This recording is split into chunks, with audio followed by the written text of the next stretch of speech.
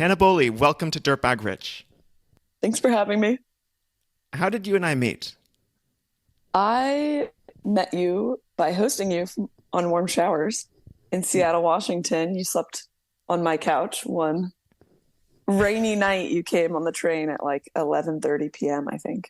Oh, rude. And for those who don't know what warm showers is, because it's kind of a weird thing, what is it? It is essentially couch surfing, but for bike tourists. So you have to be traveling by bike in order to get hosted. So I stayed with you for exactly one night in Seattle. This was definitely less Yes. than 24 hours. And Yes. then what happened next? What led us to the next chapter in our relationship? Well, your super awesome friend that lives in a bus picked you up. And I thought, wow, this guy seems pretty cool if he has a friend that lives in a bus. And the next chapter, you asked me if I wanted to ride with you in South America on the Carretera Austral. And that led us to riding together for about 6 weeks in South America. Fast forward, I think that was like a year and a half later. Yeah. Why did you agree to that? You hardly knew me. Honestly, I have no idea. Well, I Googled you. You have a great website. Thank And you. I was able to find out a little bit more about you. And you seemed pretty legit. Like you knew what you were doing on a bike, traveling around. And I don't know, something about your job and how starkly different your career is from mine in terms of unschooling. And I work in a formal school system, just fascinated me. And I was like, I need to know more about this person. And I thought, what better way to get to know somebody than traveling by bike with them for an extended period of time? Indeed. What percent chance was there in your head that I'm a psychopath or murderer? It was less than 5% for sure. But it was more than 1%. Let's just move on. Let's move on. Yeah. Talk about our bicycle adventure. Where did we travel? What was it like? Who did we go with? And maybe any particular memories that stand out? Yeah. So we met up in probably one of my favorite spots on my trip, El Chalten in Argentina. And Blake, you invited your friend from childhood camp, Vince, who was super awesome. He was just graduating from nursing school and kind of in a transition phase. So he was able to come join us for a couple months. And we rode the Carretera Austral, which is a beautiful road straight through Patagonia that is the worst gravel of your entire life. Seriously. Ripio, the Seriously. huge, biggest rocks ever. Ripio is Spanish for hell on wheels. And the three of us had, bikes that were probably the least suited for that path. But yeah, we rode through Patagonia for about 6 weeks together from El Chalten to Bariloche, where we had the best steak of our lives. And in that time, the core memories, I think, were just the Ripio, the hitchhiking. We did a lot of side adventures like whitewater rafting on class 5 rapids that are just one class down from an actual waterfall. They had me questioning my life decisions for sure in those moments of You and me both, Hannah. yeah. We stayed in some cabanas and then did a combination of wild camping. Ate a lot of food that was labeled excesso and calories. Almost got sponsored, right? You almost got us Yes, sponsored by by Takis. Takis by Yeah. getting the photo you took of Vince carrying bags of Takis on the Takis Chile social media, like Facebook or something, right?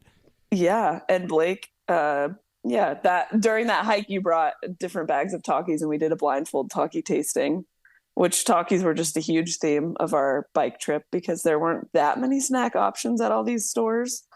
Um, yeah, I had visioned like empanada stands on the side of this road and dreamt about them leading up to this bike trip, and they weren't there. The, definitely not many empanada stands. Can count them on No. one hand.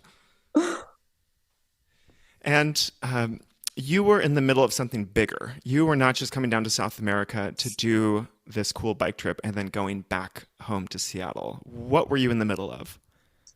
So I was in the middle of a 13-month bike trip, and I had just left 4 months of biking in Europe, where I biked from Copenhagen to Barcelona. And then I flew down to South America and worked in a hostel for 3 weeks prior to meeting up with you and Vince in El Chalten. And what about after our adventure in South America? Okay, after the adventure, I flew to Vietnam and biked in Asia for 6 months, Southeast Asia, South Korea, and Japan. So you're just like a rich girl biking around. You don't really have to work, just privileged, generational wealth, right? This is clearly anyone who's just like, I want to bike for 12 months is coming from some elevated status. Tell us about your father who owns the pin factory. Yeah, I wish. Just kidding. So I don't come from generational wealth, and I'm a speech language pathologist in Seattle Public Schools. So I don't, make a huge amount of money. But leading up to this trip, I was really careful about saving. I basically stopped going out to dinner and was living very, very simply within the confines of how simple you can live in Seattle, and saving as much money as possible to go on this trip. So I didn't work. I took a leave of absence, and I just lived off of savings. And that's also why I chose bike travel, because it is much, much cheaper to travel by bike and be able to camp and have that freedom than to travel and stay in fancy hotels and other things people might do. Aside from the occasional cabana. Yes, yes, of course. Those were very affordable when split three ways. Absolutely. So you were able to take a full year off of your normal job, public school job, which I assume has benefits. It's like a normal person job. And you were not, fired. You had job security. How did you do this? Most people don't do this. Yeah, so unlike a lot of people, I read my contract, which is about 360 pages. And there is a small section in the very, very fine print that says you are allowed to take a leave of absence. And it does not have to be a medical leave of absence. You can just take one every 3 years. You're allowed to take 1 year off. And it can be for a variety of different reasons. And one of them is personal growth. So, of course, I spun travel as personal growth and was able to take the year off at my job. They held it for me, and I was able to return to my job in this school year. And I already started, and I'm already planning on doing the same thing in 3 years. Just don't tell my employer that. Yeah, I won't tell them. So So you told me, and this is why I invited you onto the podcast, that you're planning on essentially doing this again and again as long as you can. Is that still true? Yes, I hope that my new cadence in life will be 3 years of working, 1 year of travel. And, I've only done that once, and I'm already kind of mentally and financially prepping to do it again in 3 years. So what is it that you're so fascinated by or obsessed with that you're not going to just settle into a normal cushy job in Seattle? Why would you keep taking a year off, going away from friends, going away from family? This is a year is a pretty big vacation. It's a pretty big break. I think most people are super happy if they could take a month off. So what's in it for you? Yeah, that's a good question. I guess I'm kind of still in a transition phase of figuring out what my new normal is. And I think last year of travel helped me realize that everybody has a different sense of normal. Blake, you have a very different sense of normal of what I might have. And then somebody who's never taken an extended period of time off. So I feel like I'm like halfway into the normal life, halfway out, still finding my sense of that.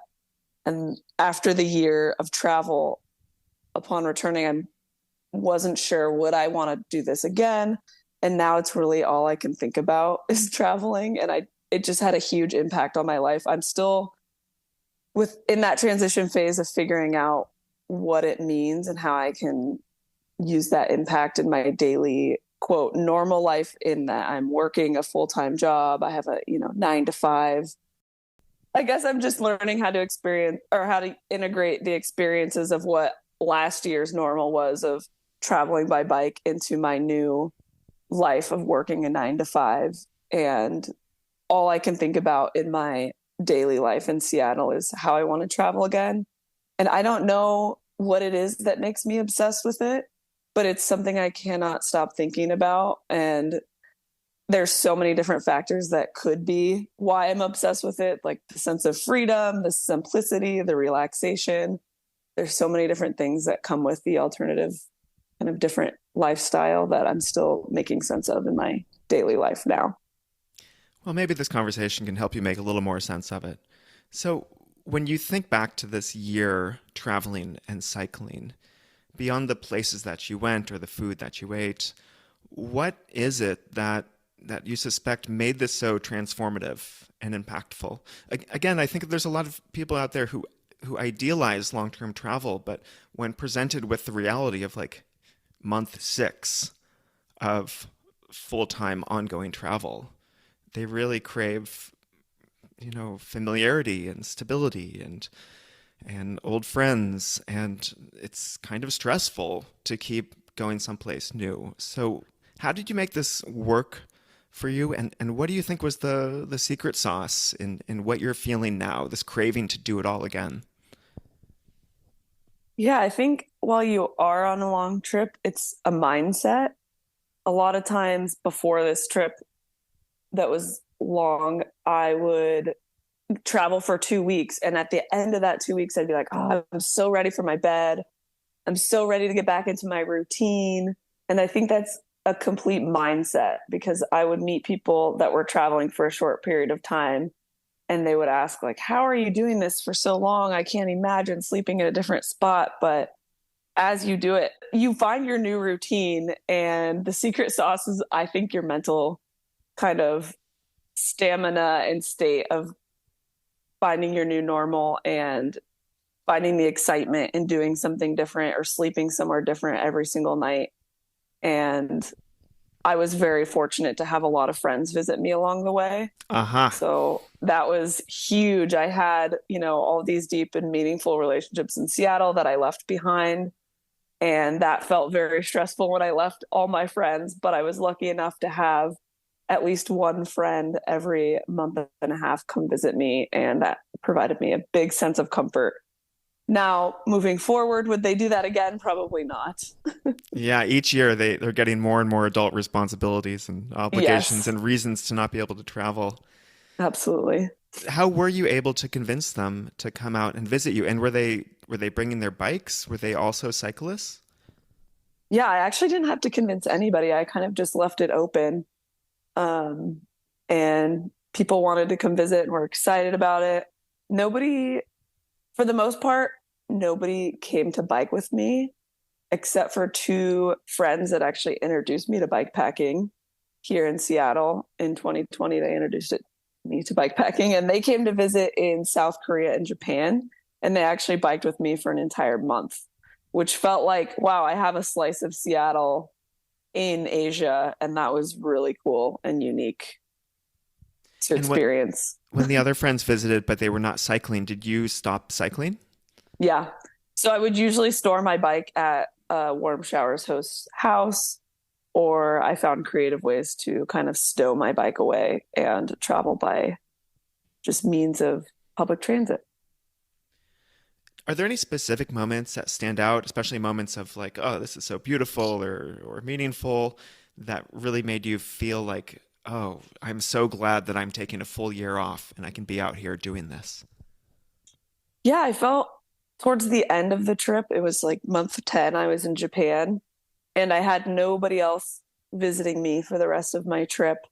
And I was I was a little nervous and on edge, like, okay, nobody else is going to visit. I'm in this place where there's not a lot of cyclists or even other tourists that speak English. And almost every single day, somebody in Japan would do something kind or bring me something or give me a gift. And that just, I don't know, that completely changed my mindset. And made me realize, wow, kindness goes farther than I could ever imagine. And that was like, I'd sit outside 7-Eleven eating my lunch, and somebody would bring me a cold drink or a Pocari Sweat, which is the equivalent to like a Gatorade in Asia.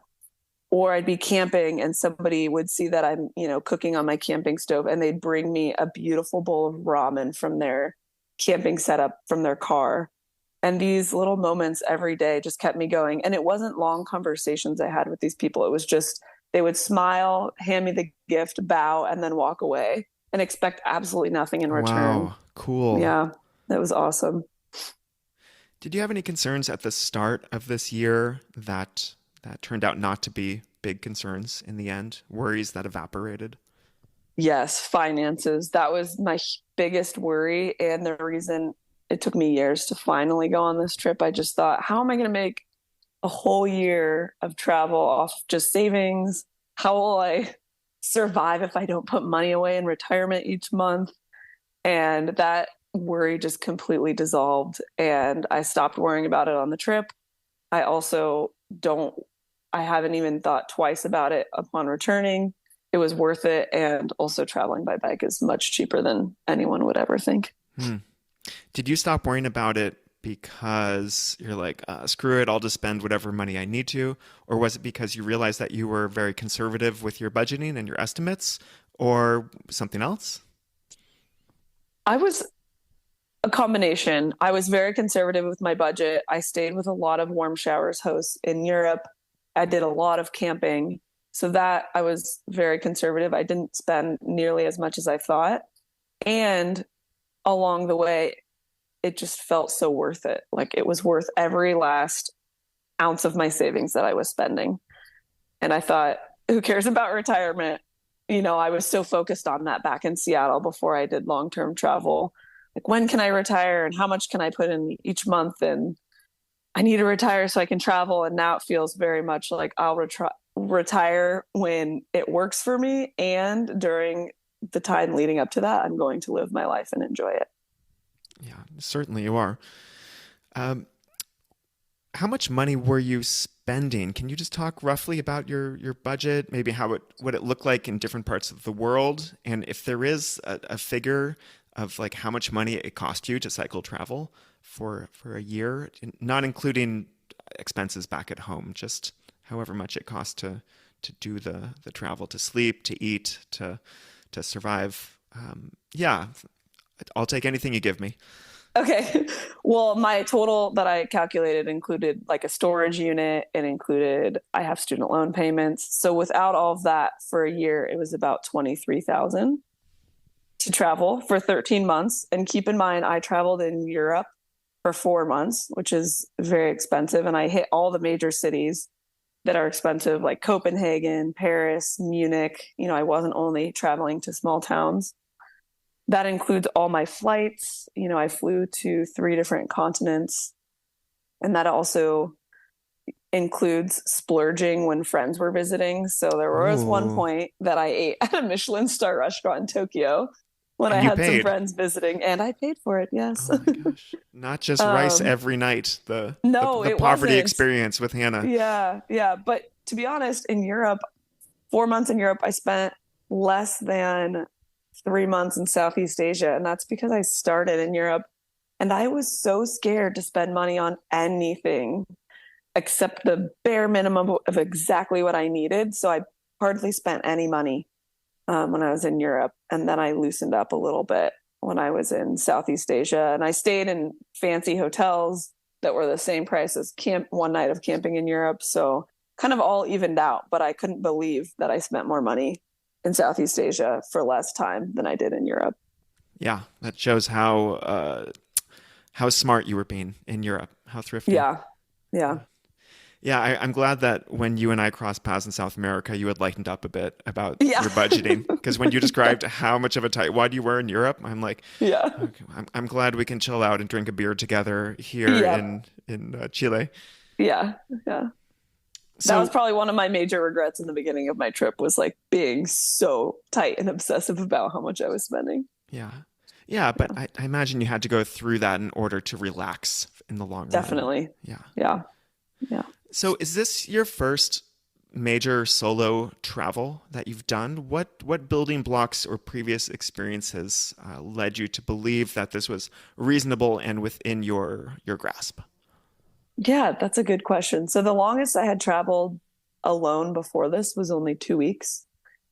And I'm used to kind of planning shorter trips and executing on my own because I'm a school employee. So I have all summer off, which is really rare for a lot of people to have that much time off in their normal jobs. And so I haven't let friends not being able to join or partners not being able to join hold me back from traveling each summer. So I'm used to kind of planning these solo trips. And within the solo trips, I just realized, wow, it's so easy to travel alone in that you can make all your own decisions, do exactly what you want. And so I really felt like when thinking about the year, I had some people that were interested in joining. And ultimately, I kind of decided like I'd love for people to join me for a short amount of times, but I wanted to do this solo trip. I wanted to learn more about myself. There was just a lot of intentions behind this trip that I needed and wanted that did not include somebody else coming with me. So, Can you just expand on that a little bit? What were your intentions? yeah, so some of my intentions, that's a good question. And I'm still processing kind of how I achieved some of those and maybe in the future and work more toward some of them. But one of them was just to be like ultimately kinder to myself and another one was to decondition myself to kind of the everyday life in the US. I'm very obsessed with time and, waking up at a certain time, eating lunch at a certain time, going to bed at a certain time. And I really just wanted to kind of follow what I was feeling each day and not be so time obsessed and bound. That was one of my intentions that took me about 2 months to decondition myself to not being so obsessed with time and like, okay, it's noon, I must eat lunch. It's like, I'm not hungry. I don't actually need to eat lunch. It doesn't matter what time it is. What happened after 2 months that told you that you had reached that milestone? I think just the sense of letting go. It took a full 2 months to let go of time, expectations of myself, and to fully just kind of lean into traveling and following like my own, I guess, circadian rhythm and kind of desires of what I wanted to do, not be driven by like, okay, it's morning, I must do this in the morning and I must accomplish this by this time in the afternoon. I think this invisible weight lifted off of my body. I don't know how to describe it. I can't really put it into words because for me, it's still hard to, yeah, put into words all this time later. Hmm. Um, Did you yeah. have other intentions, other ways you were hoping to change or that you changed unexpectedly? Yeah. I think unexpectedly, I went from being somebody who's always been an extrovert and wanted to be surrounded by people every chance I get to sort of an introvert. I couldn't believe how much alone time I enjoyed. And in that time, of course, I was able to do a lot of reflecting on my life up to this point and how I want to live my life moving forward. And in that time, I feel like I kind of became a little bit more of an introvert. Um, that was very unexpected because coming back to the US, everything feels a little bit overstimulating. And I didn't feel that before. I think that was probably the biggest way I've changed that's like outwardly easy to define and see. But I'm still, I just got back 2 months ago and I'm still kind of figuring out this impact and how to articulate it. So I apologize. I can't do a better job. Nothing to apologize for. But I want to use this as a bridge to talk about your life in Seattle now, and maybe just walk me through like a typical Hannah week in your job. And yeah, go ahead. Okay. Well, I work Monday through Friday. I work in an elementary school. So we start, back to the time bound. We start at 7:25 and then I get off at 2:55. So that's my normal Monday through Friday. And after work, typically, I guess before the trip, I would have always done something, whether it's rock climbing, volleyball, go out to dinner, do something. And now my new normal is twice a week. I do something after work, which includes playing volleyball and or rock climbing. Um, Otherwise, I come home and I just relax and do exactly what I want. I ride my bike a lot. And then on the weekends, typically I see friends, primarily spend most of the time with friends. Lately, I've been redecorating my apartment, trying not to buy things. That's a big one. um, Sounds like you have a pretty normal. I'd say Uh, pretty normal. Yeah, yeah. yeah, And pretty. are you happy with this version of normal in your life? Does it work I'm for you? trying. I'm trying to be. I'd say before I used to be extremely happy with it, and it just felt like this is what's exactly what I should be doing, and it felt very fulfilling. And now I'm trying to make sense of my new normal, and I can't say I'm fully happy with it right now in this moment. Oh no. I want to be. I really want to In be. what way are you now ruined? I feel like each day just feels a little bit more dull. Like, okay, this is my day. I'm going to bed now, and that was all I'm going to experience with this day. No one handed Um, me a ramen. yeah, no one handed me ramen. I didn't meet anybody new. I didn't see or experience anything new. I don't know if my brain just needs to unwind from all of the newness and the nuances that I experience each day, or if really it's just going to feel this dull. I'm still figuring that out, but I have a hunch that it'll just feel a little dull back in Seattle. Yeah, yeah. At least there's less Ripio in Seattle. Yes, definitely less Ripio, a more comfortable bed and more fulfilling relationships. But right Ouch. now, it Ouch, just, Hannah. oh, sorry. Um, but yeah, still making sense of the everyday feels a little bit just mundane. You said before your trip, you felt totally fulfilled with your day to day existence. And you were like, this is exactly what I'm supposed to be doing. But at the same time, you made plans to take a year off. Where did those plans come from? What was the desire, the need underlying that? Yeah, I felt very complacent. I felt happy and fulfilled in a way that feels different now. And I just felt really complacent. Like everything was comfortable, felt relatively easy, which is a huge privilege, of course. But at the same time, I just really wanted to shake things up a little bit. I've always wanted to travel for a longer term. Um, so yeah, I didn't want to feel complacent and that comfortable in life. I wanted to really shake it up and experience new things and gain a new perspective. So I feel like there's a lot of people who are in something like your situation or your previous situation where it's like, okay, I'm doing what I'm good at. I have a nice apartment. I got friends. I go climbing on the weekends. mhm. I host weird warm showers, people every now and then.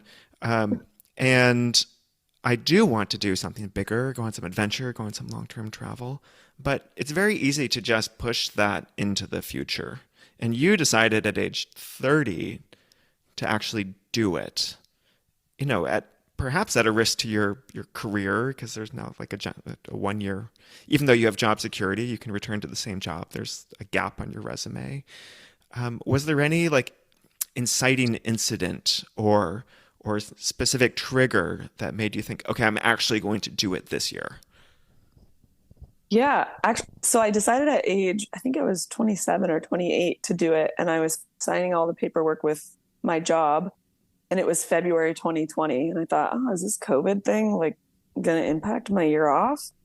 Signed the paperwork. And then I realized I'm not going to be able to leave Seattle on this year off. So I retracted it and was able to stay working. And then I thought, oh my gosh, I turned 30. I'm way too old to be doing this. I need to settle down, buy a house, like, you know, continue dating and finding a long-term partner. Like, I can't just take off for a year. And then something in me, I just couldn't drop it. I couldn't let go of the feeling that I really wanted to do something different.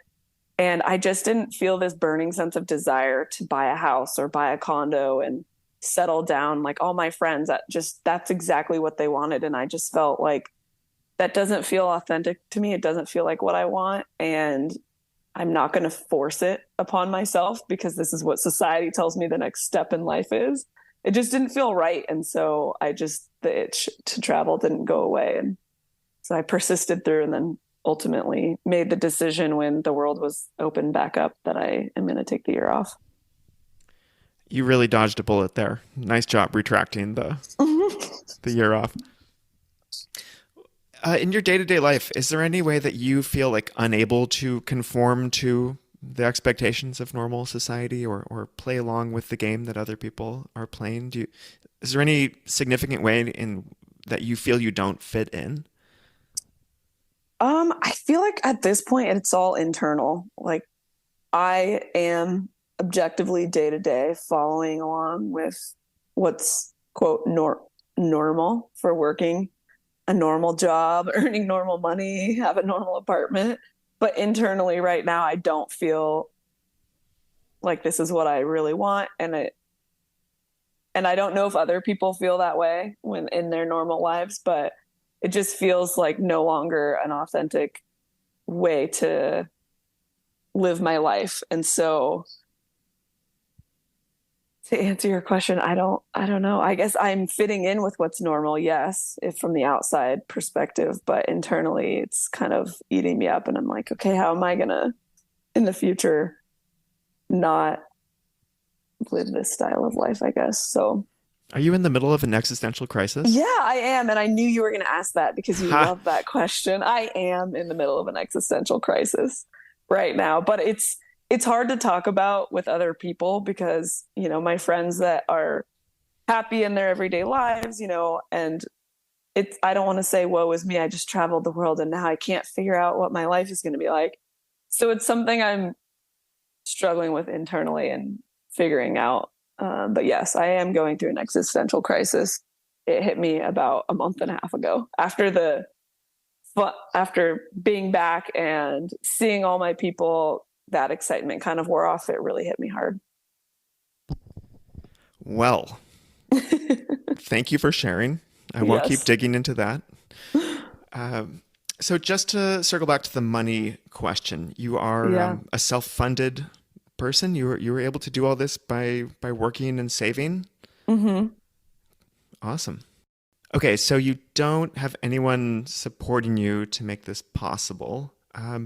Are you like a super extraordinarily well-paid employee of the Seattle public school system? No, definitely not. I am paid on the same salary scale as teachers with slightly more, I guess, bonuses, but as in bonuses that are very minimal. So really along the same lines as a teacher. I'm just really careful with my money and intentional with it. Clearly, because you were able to save up $28,000 to go cycle. I mean, more because you had to pay storage fees and other stuff. Hmm. So, what is it that you do that other people with a similar job to you don't do? How do you spend less? What do you not value that other people seem to really value and want to throw their money at? That is a great question because it's not that I don't spend money. I have all the hobbies like skiing and climbing that are not cheap, but I am very careful about not going out to eat. When it comes to buying gifts, eh, I sew, so I always make people homemade gifts. Day to day, I just am fine not buying just material goods. Like, of course, sometimes I buy new clothes, but in general, that's very rare. And I do a lot of thrifting. I'm just fine with used belongings. Like, I'm looking around at my apartment right now and I'm like, got a free table, free shelf. Um, yeah, I'm just good at thrifting and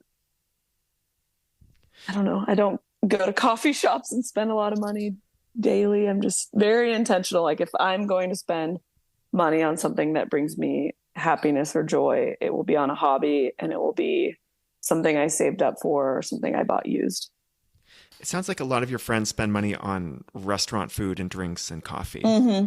How It's do you very easy say to do in no? Seattle. It's Yeah, very easy to I'm do. sure I there's some mean, great restaurants there, but they invite you to go somewhere. It's a social event. How do you say no? I typically will go and have a drink. I don't get like, the $30 salad. I'll just go and have Are a there beer. $30 salads in Seattle? Oh, definitely. It's hard to find one under 20 at this point. Oh my gosh. And then you have to tip, the awkward, like, iPad automatically puts 25%. So, That's an expensive salad. yes, All right, so very you're much. sitting around drinking like a beer or a tea while all your friends are eating their fancy salads. Not always. I don't want to come off as like I'm that weird person, but You I kind I of guess are. I kind of am. And I think my friends are kind of used to it. That's it. You have to train Um, your friends. yeah, and I always offer to host people for dinner instead of going out. That's a big thing. And I think um yeah, I don't want to say I've changed my friend group, but a lot of them do at home dinners, not just for me, but in general. So Charity night for Hannah. I'm a charity case. I did eat ramen for like a whole month leading up to my trip because I was so focused on saving, but I'm not usually that obsessive at all. Yeah. So, how much of your income are you able to save on a whatever basis, monthly basis, or you tell me? Probably about half, I think. Yeah, about half. Whoa, 50% savings rate. Yeah. That's really cool. That Especially before when I was saving because my rent was really cheap because of COVID. Seattle rent just dropped significantly. So now it's back a little bit higher, but before my trip, when I was like really, really saving, my rent was relatively cheap. So, when you're doing this speech therapy and saving half of the money that you earn, is this work that you believe in? Do you feel like you're contributing to something important? Is there purpose there for you? Yes, absolutely. I feel extremely gratified and I feel I am making a difference in my work. I work with I work with only kids that have disabilities in one way or another. And I feel like I'm having a huge impact. I kind of missed that. That was one thing I did miss a little bit on my trip. The impact, not the actual day to day. Not the actual children. No, I miss the actual children. Not the hours and the work that come with it, like the paperwork, but I did miss having an impact and working with the children. Yeah. Yeah. How did you deal with that over your year of cycling? Feeling like perhaps you're just a traveler who's consuming things and not really contributing in the way that you're used to contributing. How did you navigate that? Yeah, at first it felt a little tricky because I'm so used to feeling important in this world. But I just found different ways that I thought I could have an impact. Whether it was like, as I'm cycling, picking up trash on the side of the road or trying to help somebody else out that I see. I just tried to find little ways to find gratification, I guess, and make a little bit of a difference in somebody's life. It was much smaller, of course, than helping somebody learn to communicate, but just little tiny ways that I could make a difference in somebody's day or life. I want to stick with that. Previously, I asked you about moments of like beauty or meaning. Did you have any deeper moments out there, more like transcendence level, deep experiences that are sticking with you? Yeah, this one I I had so many while I was traveling, but they didn't really hit me until I got back, I guess. Like they were coming at me these moments and deep meaning and beauty along the way, but it really hit me when I got back to the US. And my biggest recent one was in a Target while I was trying to buy shampoo when I got back. And after a year of traveling, I didn't realize how my brain had actually changed by only having what was on my bike and only having those possessions until I got back. And I just had this visceral realization of how like marketing and consumer culture is just thrown at our faces so aggressively, specifically in the US, but other places in the world. And I realized I think a lot of the clear mind and relaxation you're able to reach after a year of travel or even long term comes with just detachment from those consumer habits. And I think just along the way, I didn't realize the moments of transcendence that were happening until I got back and realized the impact it's had on me. Um, it just felt like a moment of clarity and a reminder of how much fulfillment you can get from living simply. So when you say detached from consumer society or from advertising, I mean, what does that mean for you? Are you consuming fewer ads through like Instagram? Are you watching less TV? Because if you're cycling around in Asia, there's still billboards, there's still, Right. you're still navigating the world of advertisements and you're still buying stuff, you're still consuming. So what do you think it was? Well, I think ultimately it's the inability to consume like material goods. Like I was, yes, buying stuff, but it was the most intentional thing. So if I needed shampoo, I would walk into a store. There's two options. I'd select one. Typically, they were very small bottles, not these like huge 14-ounce Costco bottles that you could buy. And I had a very specific spot in my bike or on my bike for them. And I wasn't able to buy new clothes. So I guess maybe the ads were there, but they didn't have the same impact on me. Because you're like, this And doesn't apply to me because everything yeah, I own must fit in one of my bicycle bags. yes, and everything I own must be intentional, and I must have find purpose in it each day. Versus coming back and realizing there's so many different items you can buy. I mean, there's just an entire sheer volume of shampoo in Target is like an entire wall just for like women, and that's like a whole nother aisle for men. And so just that being kind of in your face, I didn't realize the impact and that had on me and how stressful it feels. Um, I guess to live in that world of consumerism. Yeah. Do you have any early influences that set you down this path? I asked before about like traveling and you've done some multi-week solo travel, but were there any people or experiences or organizations that you were a part of that convinced you that doing something this big is both possible and desirable? No, I didn't. I'd say the most influential people were the people I hosted from Warm Showers. Because they were The, in the middle of long-term cycling trips and they're like, yeah, it's exactly. totally fine. Yeah, and they were living their life and they were just fine. So this And is a just public service announcement. Get on couchsurfing, get on warm showers, yeah, start hosting people, change your life, and then you won't be able to enjoy normal life anymore, just like Hannah. yeah.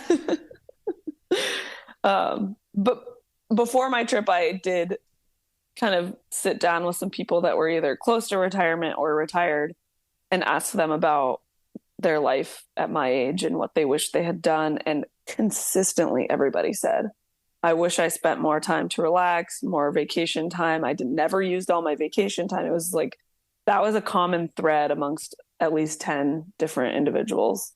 And that really spoke to me. Nobody was like, oh, wow, I wish I had 28,000 more dollars in my savings account right now. Nobody once said they wish they had more money. It was all they wish they had experienced or done something that they didn't do. It was never related to money. That's so cool that you sat down with older people and asked them, like, where'd you get that idea? What prompted you to do that? Well, I had asked one person who I trust and look up to very much, and she's very close to retirement. And I was just talking to her a little bit, and just kind of her information just shook me a little bit to my core of like what she wished she had done and if she could go back at my age and do things differently. So I, quickly wrote down what she had told me. And then I thought, wow, that was really valuable. I should talk to more people around her age or maybe a little older. And it just became a common theme of something I did before my trip. I don't know if I was searching for validation of, yes, I should do this trip, but just kind of looking, I don't want to be their age and on the other end of that interview and say that I have all these regrets when I can kind of control that and live my life exactly in a way that feels fulfilling. So by the time I get to that age, I don't feel that way, I guess. Okay, so you had some influences. Yeah. But more Yeah, recently, nobody in my family or has done anything or like young. this. No No, siblings, no close friends. no. You were the trailblazer. I guess so, yeah. Have you inspired anyone else who's close to you to do something even a little bit similar? I inspired somebody to take a 3 month sabbatical from their trip that or from their job. That was the most they could take off. Um, a friend that's doing that. But otherwise, I'd say a lot of people just say, "Oh, I wish I could do something like that." And my answer is always, what needs to be different or what could get you to the point where you could do that, like instead of wishing. And I think people always they stop in their tracks and they're like, well, I don't know. I guess I haven't thought beyond wishing that I could do something like that. And they keep chewing on their $30 salad. Yeah, exactly. Great question, Hannah. I don't know. Yeah. Uh, so I have one final set of questions for you, and it's about our Okay. mutual friend Vince. And Okay. this is who we cycled with for a month and a half Vince. on the Yeah. Carretera. And I would like you to begin by telling everyone about Vince's bag, Oh, his green his bag that's green like bag. Mary Poppins style. Well, Vince um packed he just graduated from nursing grad school for nursing, and he packed like four different books that he was excited to read for pleasure. He packed like an infinite amount of clothing and socks, and this all somehow fit in his stuff. Um, and this green bag on his bike that I think it's like 30 or 40 liters. Big He bag, every big bag. day, big bag, he would just pull out the most random stuff. It would be like, oh, you need butter? Oh, here's 2 sticks of butter in my green bag. Oh, you need chips or Doritos? Here's this bag of Doritos I've been carrying for a week. Oh, you want to read a book? I don't know. It was just this green bag that had absolutely everything you could imagine in I it. mean, it's a wonderful security policy, right? Yeah. To be cycling with the green bag because you need extra toilet paper. That's in there. Yeah, yeah. And he would kind of just like hoard things in this green bag. Like he'd pull something out that was like from 3 weeks ago. And mind you, we're cycling up 70 plus thousand feet of elevation, and he brought all this stuff in the green bag up those hills, which is wild to me. And when we would go downhill, he would consistently go faster than either of Yes, us. absolutely. Maybe it was the green bag. It was probably the green bag pushing him. Yeah. What other memories stand out cycling with me and Vince? And what kind of a team do you think we were? I think we all brought a completely different personality style to the table, which was a good balance. Everyone has different intentions in just life in general. We're all coming from different, like, none of us were leading normal, I guess, lives or jobs at that time, and maybe sort of all a little bit in a transition phase. Maybe less you, Blake, because you're a permanent traveler. But yeah, what that was really cool to just to spend time with people that are completely different.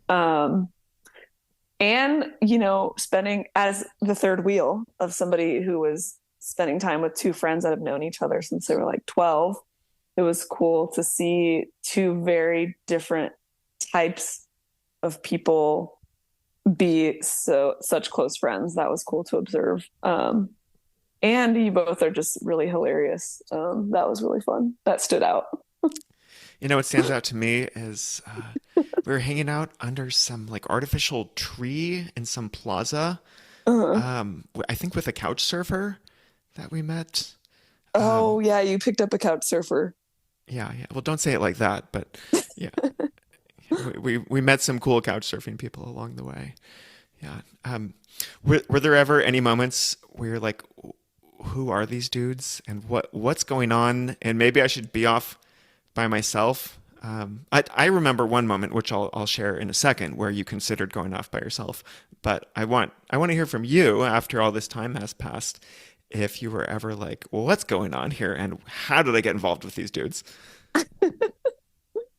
Um, you know, I feel like any feelings I had like that, I must have blacked out because I just don't feel looking back like that. I do think it was a hard transition traveling by bike solo to be traveling with people because you were the first people that I had consistently biked with, other than people from warm showers in Europe that had joined me maybe for like only 3 days. Um, I think no, there. I just can't think of any times. I thought of times where I could have gone much faster or slower. Um, but no times really stick out. But maybe that's just me romanticizing that time in Patagonia. Let me help you remember one moment. Okay. Is this a horsefly thing? This is the horsefly Oh God, thing. the We're horseflies. cycling on bad ripio, bad gravel. It's a Terrible, hot terrible. day. We're going uphill, and so you have to keep your hands on the handlebars. And I mean, we all are getting swarmed by probably a dozen horseflies each, and these are big Chilean like bodybuilder horseflies, and they are not messing around. They're not coming down to lick salt off our skin. They're coming down to take a chunk out of us to go home and feed the family. And you were like madly swatting, trying to get these horseflies away. And I think I came up next to you and I said, "How's it going?" And you're like, "I want to throw my bike into the river." We were cycling next to a river, get on a bus, and go home. More or less that. Is that your memory also? Yes. It's Well, so nice you're to black risking out your life. sometimes. Yeah, you're risking your life every time you swat a horsefly because you let go of your handlebars and you're gonna fly off into this like chunky ripio. Um, but it's like you can't help it. Yeah, that was wild. I think I was crying in frustration at one point during that day, silently to myself. Yeah, it's funny because a lot of those moments happened along this year off, but it's really like your brain just must, my brain must block them out because now I can look back and laugh at that, but at the time it was not funny. It was terrible. Correct. I think a great part about having Vince along is that he's so positive and finds a way Mm-hmm. to laugh and make any situation light. And that was a really valuable addition. If we had like a group of just super serious people who would get down and focus on the hard parts, it could have been a much different trip. Yeah. And both of you, what really stuck out to me helped me with my whole like intention of slowing down and not being so like, okay, we have to make it this far today, which internally I did before, because you guys would take a midday siesta or like an hour to 2 hour lunch break. But Wow.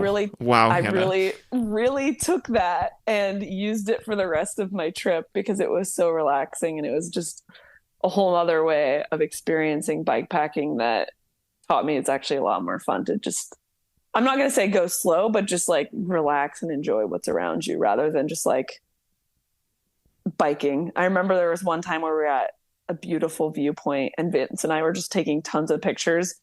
And you're like, okay, everybody put down your phone and just look around and enjoy it. And I remember thinking, whoa, why does Whoa, that feel like like good something, whoa? yeah, like something I've never done before, although I do feel like I enjoy these viewpoints. When you said that, I was like, oh, yeah, I should do that. And so for the rest of my trip, I tried to enjoy a viewpoint before I was like, okay, I'm going to take 20 pictures here. That warms my heart.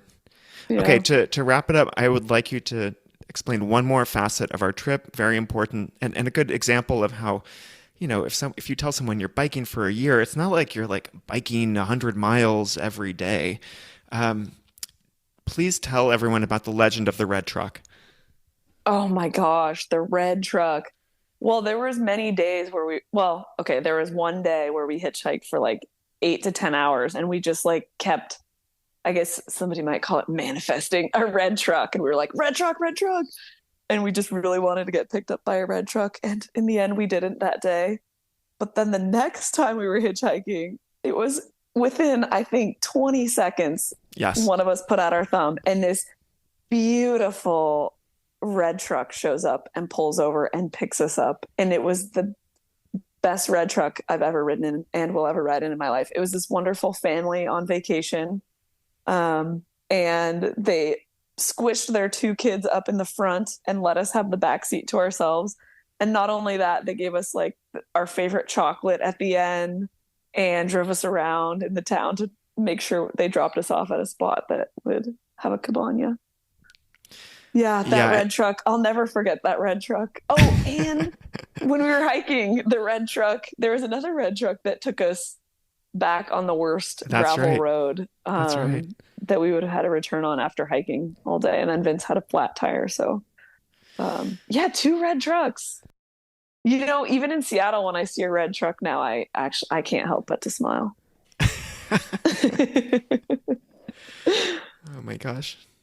Um, Hannah, is there any place that people can find you online so that when you're on your next full year off and bike touring or doing whatever else, just hitchhiking only using red trucks across the world, they can follow your adventures?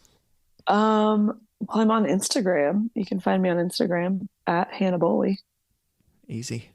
Yeah. Hannah, thank you so much for being on the podcast. Yeah. Thank you, Blake. This was fun to talk about and reflect on my trip.